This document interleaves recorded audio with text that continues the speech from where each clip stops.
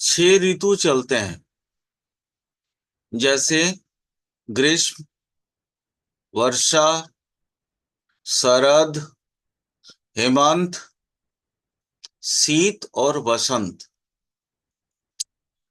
लेकिन अब ये तीन जो मतलब ये एक्चुअली स्थितियों की वजह से या ग्लोबल वार्मिंग की वजह से हमारे ये तीन जो सीजन है वो ऑमिट हो रहे हैं भारत के। और वो कौन कौन से हैं? शरद, अभी आप देखिएगा शरद में जो शारदीय पूजा, यानी जैसे सबसे महत्वपूर्ण पूजा जो है उस समय का होता है शारदीय, वो है दुर्गा पूजा। देखिएगा उस समय भी गर्मी बहुत रहते हैं, तो इसलिए इन चीजों को अभी मिनिमाइज करके ऋतुओं को तीन वर्गों में डिवाइडेड किया गया है: ग्रीष्म, वर्षा और शीत। क्योंकि बीच बीच वाला जो तीन, शरद, हेमंत और वसंत, ये गायब हो गए। इसलिए मैंने उसी तरीके से जो है इसको सिंबलाइज किया है। पहले आज से 10 साल, 15-20 साल पहले भी ये छह ऋतु होते थे, बट अभी अल्नीना और लानीना की वजह से ये ऋतुएं जो है हमारे भारतवर्ष से तीन गायब हो रहे हैं।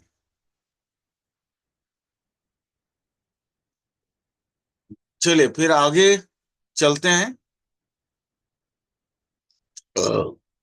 अच्छा, मैंने आप लोगों को लास्ट टाइम कल की क्लासेस में मैंने बताया था कि बीटीआर यानी जन्म समय शुद्धिकरण के लिए हमें कुछ आर्टिकल्स या कुछ टूल्स चाहिए होते हैं। जैसे मैंने स्वाद के बारे में बताया था, जैसे और भी चीजों के बारे में बताया था, इसी तरह के ये राशियां और उसकी जो लंबाई के अनुसार भी आप आराम से, माने जैसे कोई व्यक्ति अगर आपके पास आए,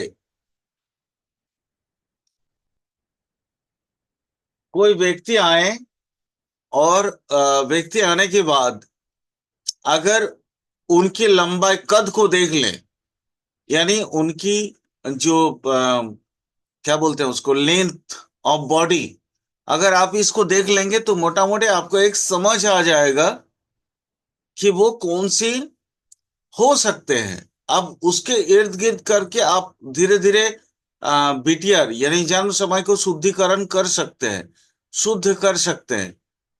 मेष, वृष, मकर और कुंभ, ये जो चार राशियां हैं, ये बहुना राशि बोला जाता है। बहुना का मतलब होता है जिसकी लंबाई कम है। अगर मेष, नॉर्मली हम लोगों का क्या लेंथ होता है बॉडी का, लंबाई 5 फुट 6-7 इंच। 5 फुट 6 को अगर आप एवरेज मान लें, या तो फिर आपको उस हिसाब से चलना पड़ेगा। 5 फुट 7-8 इंच को अगर आप एवरेज मान लें तो वो 5 फुट 8 से नीचे का होंगे। 5 फुट 8 इंच से नीचे के होंगे, उनको बौना कहा जाएगा। सिंह, कन्या, तुला और वृश्चिक, इनकी लंबाई अधिक होती है, यानी ये 5 फुट 8 से ऊपर के होते हैं। 6 फुट, है ना, या उससे भी अधिक हो सकते हैं। मिथुन, कर्क, धनु और मीन, ये चार राशियां हैं। ये इनकी लंबाई जो है सामान्य होती है, यानी अगर 5 फुट 7-8 इंच इसका अगर स्टैंडर्ड मानक मान ले तो फिर उसी स्टैंडर्ड में आपको ये मिलेगा। यानी यहां से भी उनकी लंबाई को देख के भी आप समझ सकते हैं कि कौन कौन से राशि के अंतर्गत ये हो सकते हैं।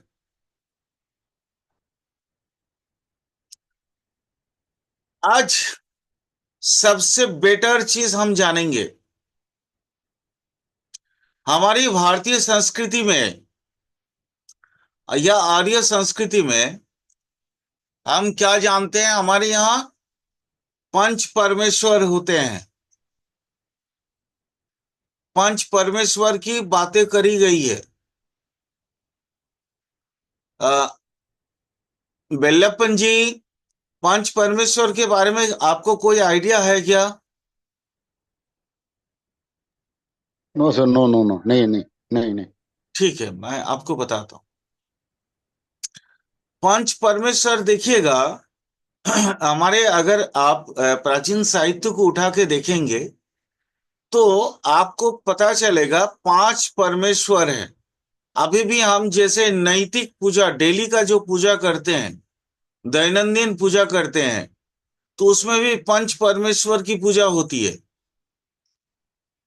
है ना? पंच देवता, पंच परमेश्वर, ये ये कोई भी हिंदू को मालूम होता है जो सनातनी है। पंच देवता मतलब गणेश से लेके, गणेश, शिव, हाँ, विष्णु इत्यादि करके जो पंच देवता होते हैं, पंच परमेश्वर होते हैं। उस समय हमारे जाति जो है ना, कर्म के आधार पे हुआ करता था। आर्य समाज के, हमारे जो प्राचीन काल की मुनि ऋषियों ने जो जाति निर्धारित किए थे, उनके पांच पांच चीजें होती थी: ब्राह्मण, क्षत्रिय, वैश्य, शूद्र और ट्राइब। ट्राइब मतलब जो हमारे यहाँ पहले से रह रहे थे, ये सबको मिल के बोला जाता है पंच परमेश्वर। अगर हम तांत्रिक ज्योतिष की बात करें तो तांत्रिक ज्योतिष में जो नचिकेता यमराज से जो शिक्षा प्राप्त करने के बाद पंच परमेश्वरों में इन चीजों को डाला था या इनके साथ शेयर किया था। हमारे भारतवर्ष बेसिकली शाक्तीय भारतवर्ष है। शाक्तीय भारतवर्ष का मतलब समझ रहे हैं आप? बिलप्पन जी, समझ आ रहा है मैं क्या बोल रहा हूं? No no no no no, बताइए बताइए। शाक्त समझते हैं? शाक्त? Seven seven. नहीं, सात नहीं, शाक्त। सख्त सख्त, अच्छा। नहीं शाक्त। नहीं। एक मिनट। आ, अच्छा, ओके, आपको दिक्कत हो सकता है तो चलो मैं इसको थोड़ा इंग्लिश में लिखता हूँ, ठीक है सर? शाक्त, SHAKT।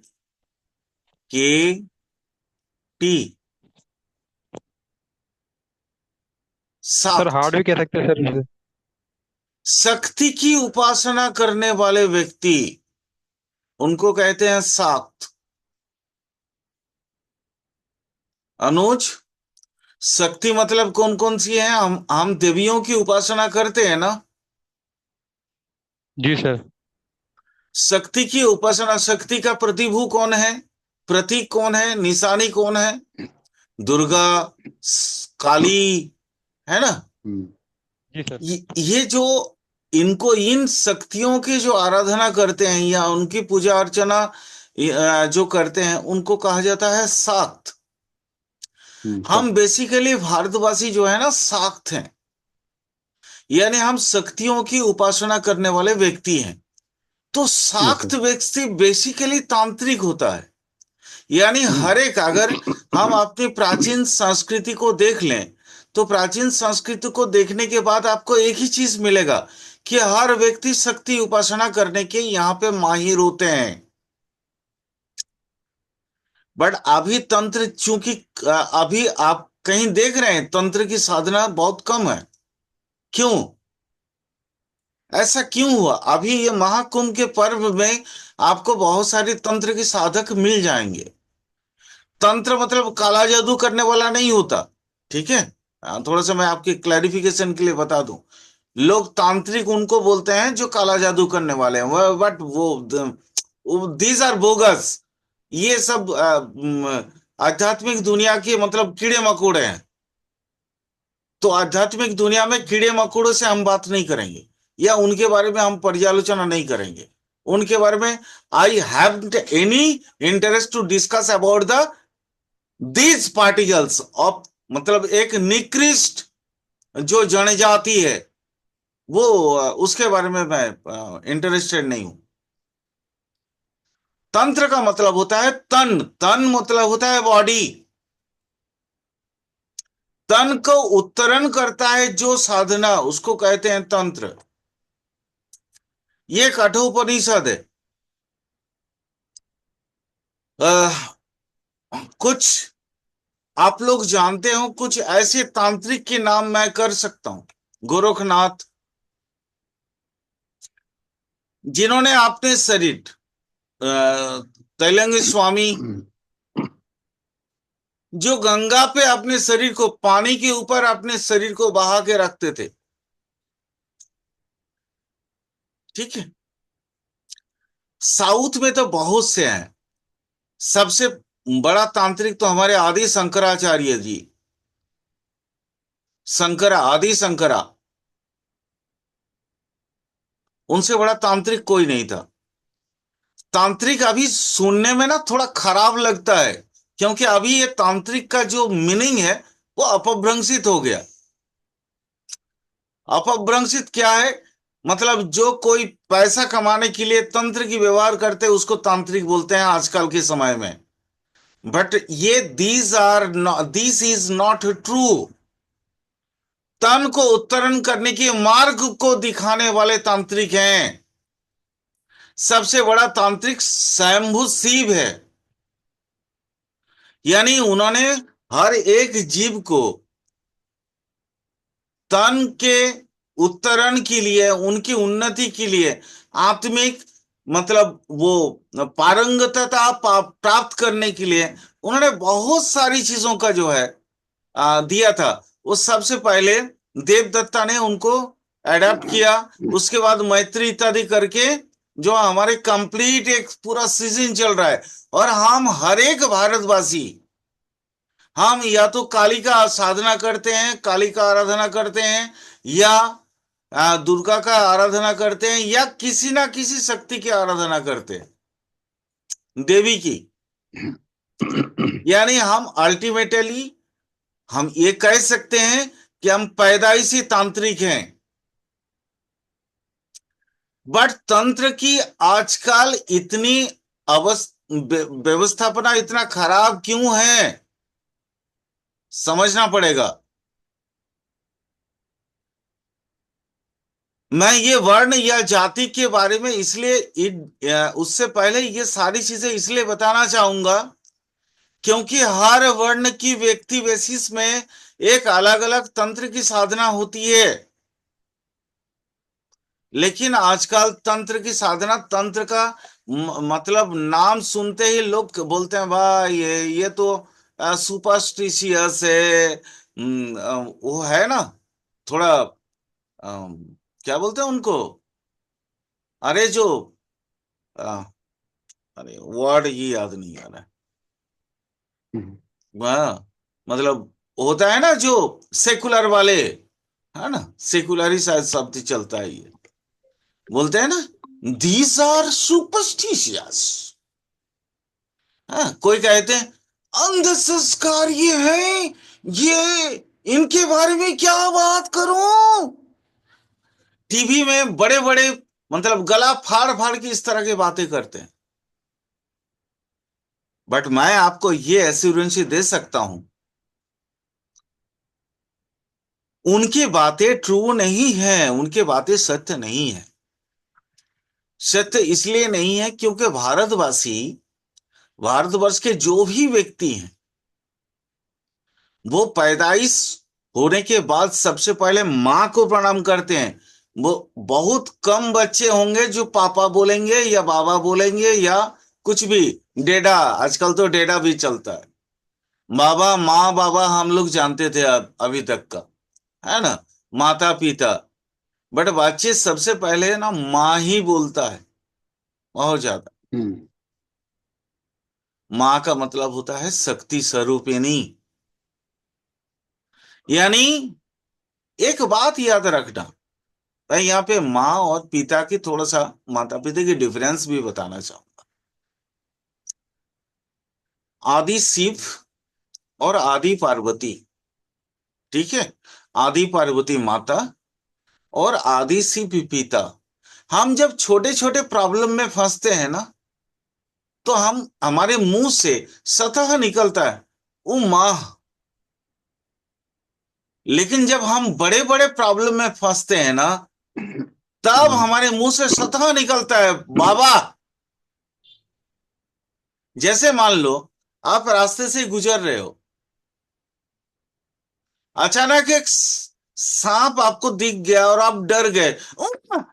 ऐसे करके आप चिल्लाओगे। लेकिन आपके लाइफ में ऐसी बहुत बड़ी परेशानी आ गई जहां से आपको निकलना मुश्किल होगा, फिर आपके जीवा से सतह निकलेगा बाबा या पिता, या मतलब जो आपके मदर टंग का लैंग्वेज है उसमें निकलेगा। दिस इज ट्रू, क्योंकि हम यहाँ अर्धनारीश्वर को पूजते हैं, जिसमें शक्ति भी है और पुरुष भी है, ठीक है। प्रकृति और पुरुष के सम्मिलन, सम्मिलन से बनते हैं आत्मा। इसलिए इस वर्ण को समझना बहुत जरूरी है। वर्ण को अगर एक बार आप समझ जाएं, तो यहां देखिए, ये जातिगत कोई पैदाइशी जाति नहीं है। ये कौन सी जाति की बात मैं कर रहा हूं अकॉर्डिंग टू एस्ट्रोलॉजी, वो न, आपके कर्म को डिनोट करते हैं, आपके चरित्र को डिनोट करते हैं। ये डिकोडिंग मेथड है। जैसे एग्जाम्पल ले लेते हैं, देख लो, मेष, सिंह और धनु राशि के जो पैदाइश होंगे, उसमें अगर लगन उदित होगा तो वो क्षत्रिय होंगे। क्षत्रिय का मतलब क्या होता है, बताएंगे कोई? किन्हीं को मालूम है? सैनिक टाइप के होते हैं, लड़ाई मार धार करने वाले जो लड़ने समझो वाले, एग्रेशन में। लड़ने वाले, एग्रेसिव पर्सन। यस जी sir. Anuj, you are right, aggressive person. यानी वो धर्म है उनकी, वो अपने चरित्र के धर्म को लेके पैदा हो रहे हैं।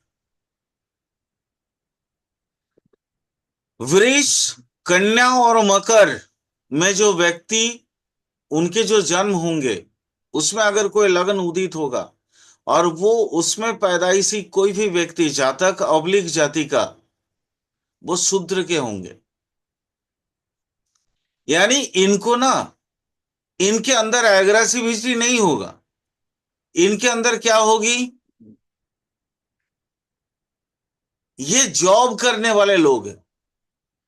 और जॉब करने वाले लोगों का एक मानसिकता देख लेना सिमिलर होता है। वो हमेशा ना अपना दोष अपने बॉस या अपने सिस्टम पे थोपते हैं। एम आई राइट और एम आई राइट?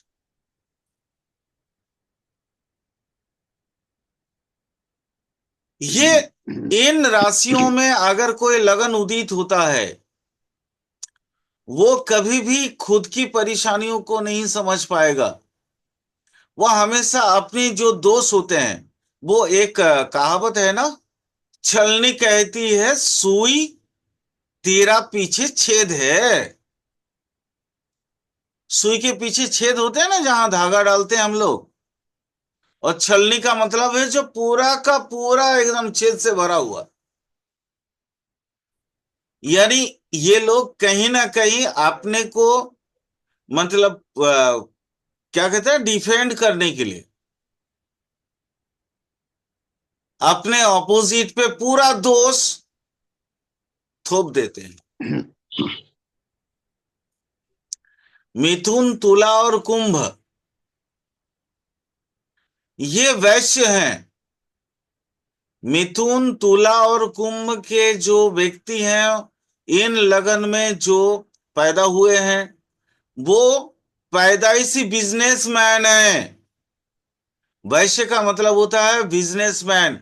इनके पास जो टैलेंट है, इनका जो ब्रेन बिजनेस में काम करेगा, वो ये मेष वाले का काम नहीं करेगा।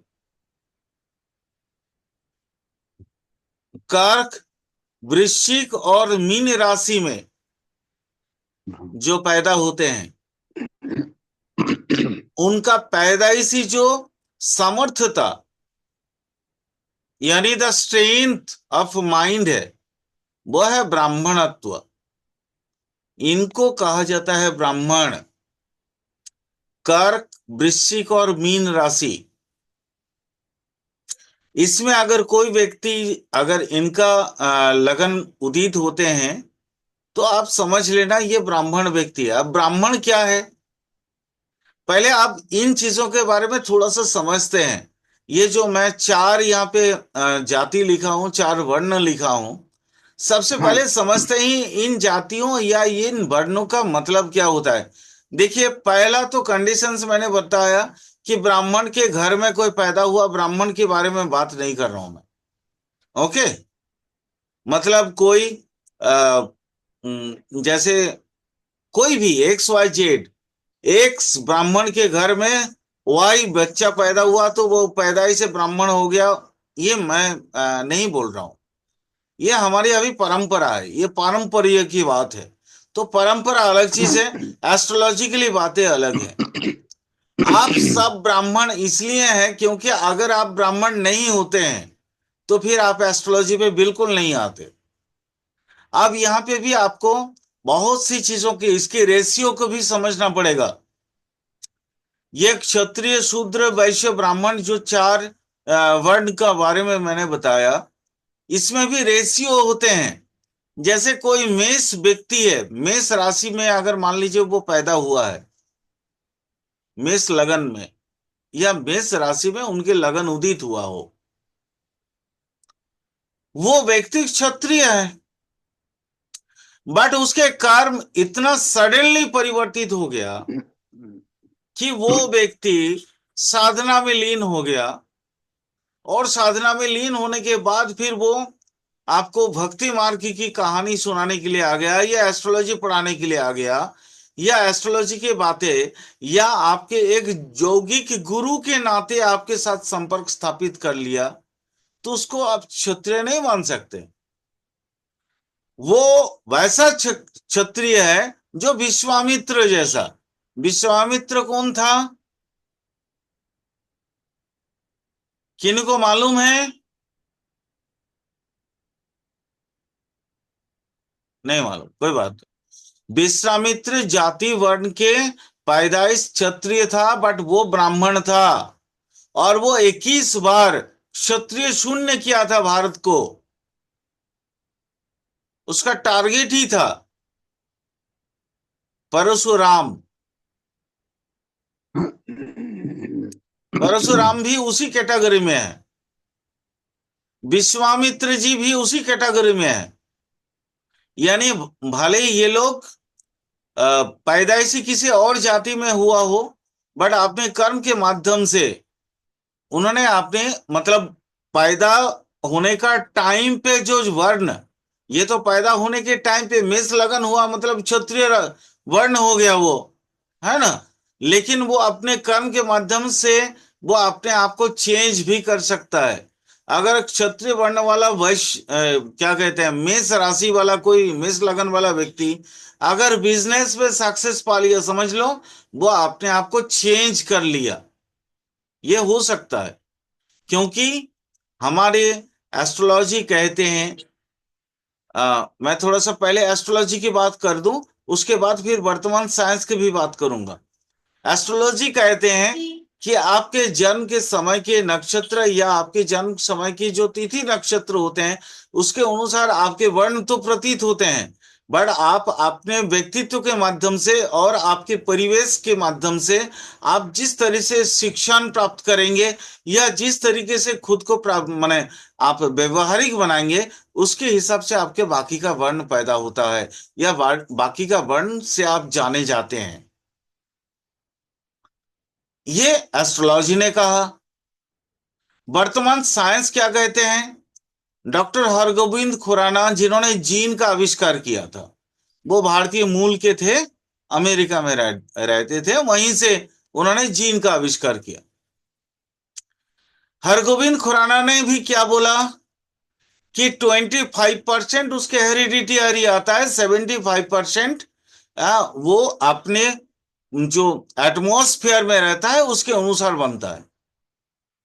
यानी हेरिडिटी नहीं है ये भी नहीं कह सकते हम।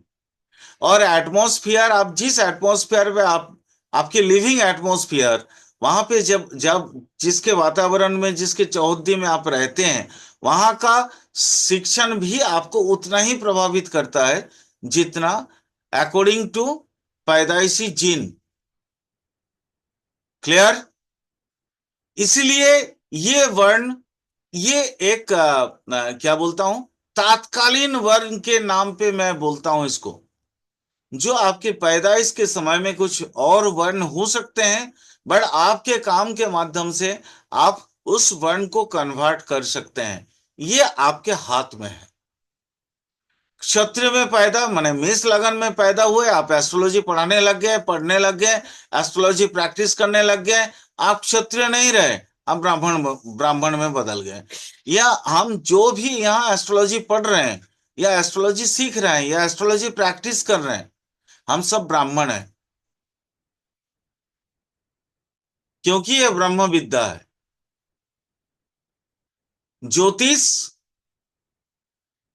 कोई साधारण विद्या नहीं है, ज्योतिष एक ब्रह्म विद्या है। क्लियर हुआ? कोई किसी को कोई क्वेश्चन? किसी को कोई क्वेश्चन?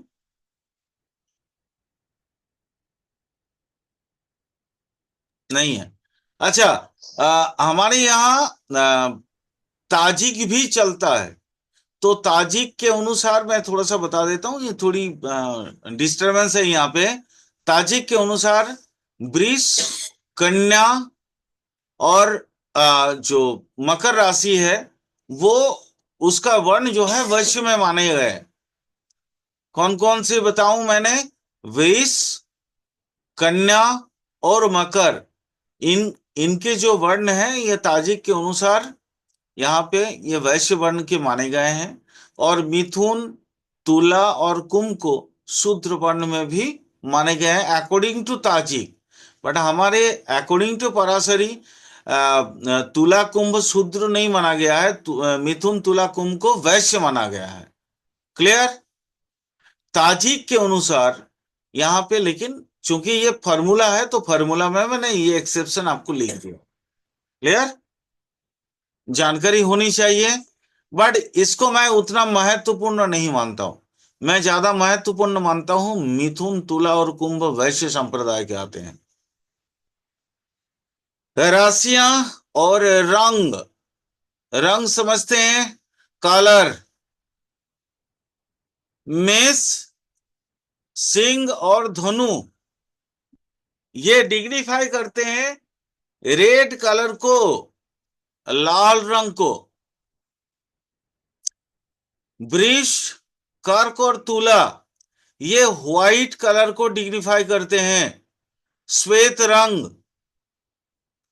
मिथुन, वृश्चिक और कुंभ ये जो है ग्रे या मटमैला कलर को दिखाते हैं।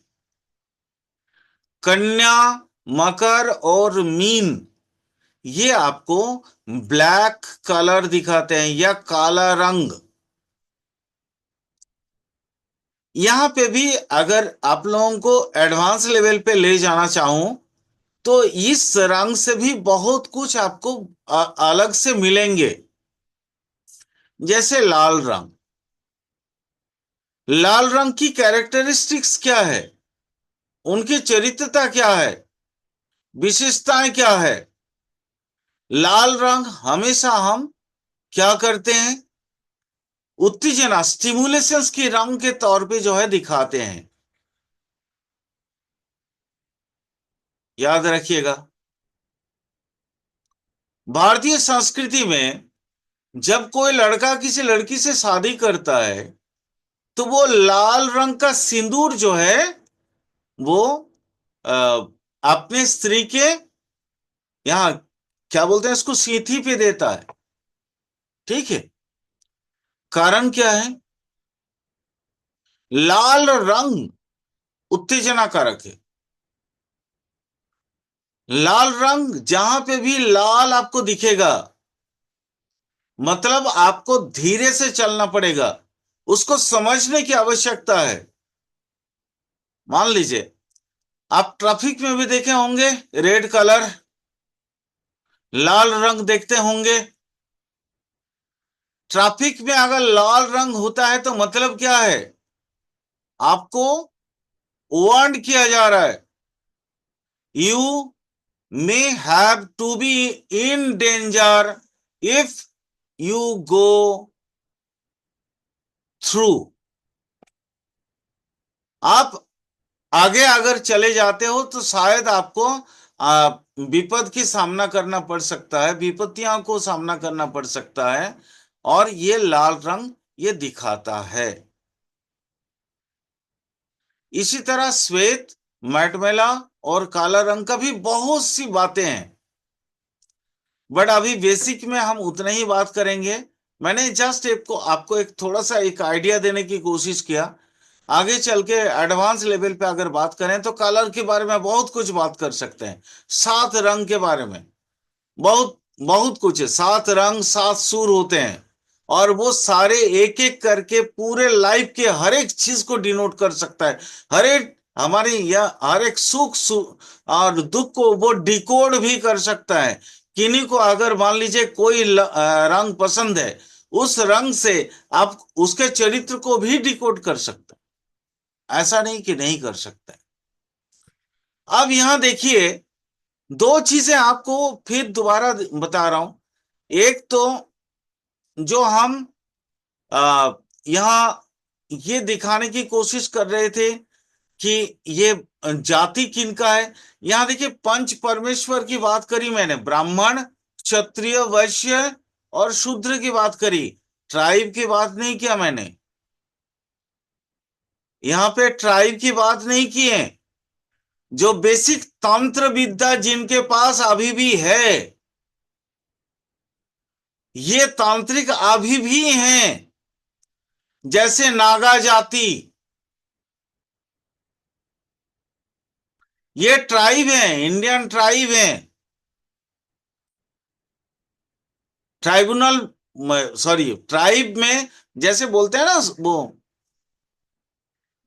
अरे आजकल क्या, scheduled tribe, scheduled tribe. But ये शेड्यूल्ड नहीं है, ये पहले से भारत में थे और आज भी हैं। इनके जो आ, धूप दीपन, इनकी जो पूजा सामग्री, इनकी जो पूजा विधि है, वो आज भी प्रॉपर अकॉर्डिंग टू तंत्र है। आज भी इनके यहाँ गुरु परंपरा चलता है।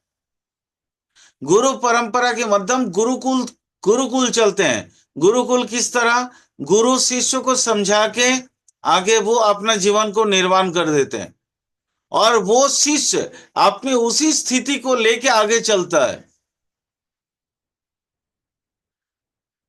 मैं इतनी बातें इसलिए बोल रहा हूं क्योंकि हम एस्ट्रोलॉजर की एक परम कर्तव्य में से एक होता है, अगर कोई व्यक्ति, मान लीजिए कोई एक नेगेटिव एनर्जी आपके क्लाइंट पे, अगर कोई काला जादू करता है या कोई भी नेगेटिव एनर्जी आपके क्लाइंट पे हावी होता है, तो एक ज्योतिष होने के नाते ये आपके परम कर्तव्य होंगे कि आप उन नेगेटिव एनर्जी को कैसे भी हटाओ। ये आपके परम कर्तव्य में से एक है। उसके लिए जितने भी जरूरी हैं, सगुन विचार से लेके ईच एंड एवरीथिंग आपको जानना पड़ेगा। और आपको मुहूर्त और शगुन को समझ के आपको वैसा कोई कदम उठाना होगा ताकि आप अपने क्लाइंट की सुरक्षा 100% कर पाए। मेरे कहने के पीछे इतना ही तात्पर्य था, इससे ज्यादा कुछ नहीं था।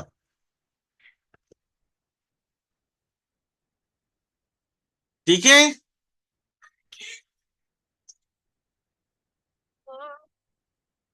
हेलो,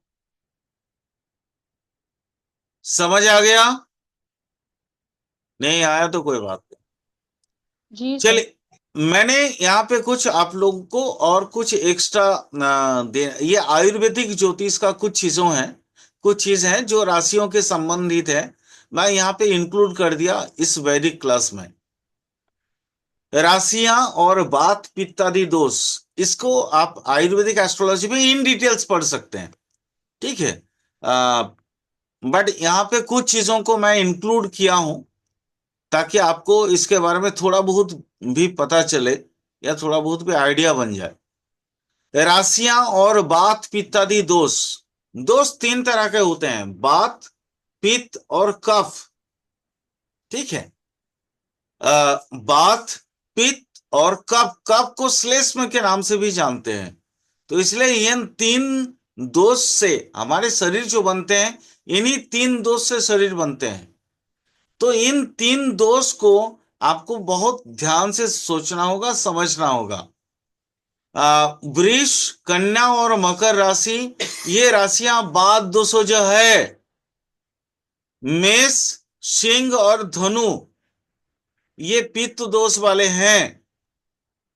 कर्क, वृश्चिक और मीन, ये आपके कफ या श्लेष्म दोष इनके अंदर होते हैं। ध्यान से सुनना, वृष, कन्या और मकर ये वात दोषों जो का कारक होता है। जैसे कोई भी रोग होते हैं ना, इनमें ये तीन ही दोष की डिफरेंशिएट की वजह से रोग बनते हैं, वात, पित्त और कफ। तो यहाँ पे मैंने, ये आयुर्वेदिक एस्ट्रोलॉजी है, बट इसको मैंने यहाँ पे कुछ आप लोगों को एक झलक सा दिखला दिया ताकि राशियों से आप इनको भी समझ पाएं। कौन सी राशि के बारे में अगर आप माने, ये मेडिकल एस्ट्रोलॉजी में और ज्यादा in details, sorry medical astrology नहीं, आयुर्वेदिक ज्योतिष में आपको इन डिटेल्स और मिलेंगे। ठीक है।